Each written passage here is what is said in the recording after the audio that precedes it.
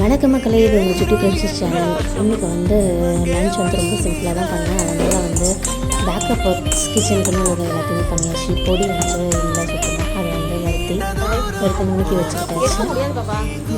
இது எங்கள் அத்தை வீட்டு ஸ்டைலில் பண்ணுறது. எங்கள் அம்மா வீட்டு ஸ்டைலில் வெறும் உளுத்தம் பருப்பும் கடலைப்பருப்பு மட்டும்தான் போடுவாங்க. மிளகா போடுவாங்க, பெருங்காயம், கருவேப்பிலை. இதில் மிளகு, ஜீரகம், அப்புறம் பூண்டு இது எல்லாமே போட்டு அரைப்பாங்க.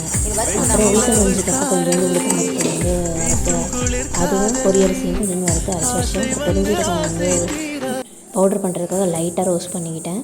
இது எல்லாத்தையும் பவுட்ரு பண்ணி எடுத்து வச்சாச்சு. அதுக்கப்புறம் நெய் ரீஸ்டாக் பண்ணுறதுக்காக கொஞ்சமாக வெண்ணெயை போட்டு நல்லா அது சிம்லேயே ஒரு 15 மினிட்ஸ் வச்சுருந்து லாஸ்ட்டாக முருங்கைக்கீரை கொஞ்சோண்டு ஆட் பண்ணி இறக்குனா சூப்பராக வாசனையாக இருக்கும்.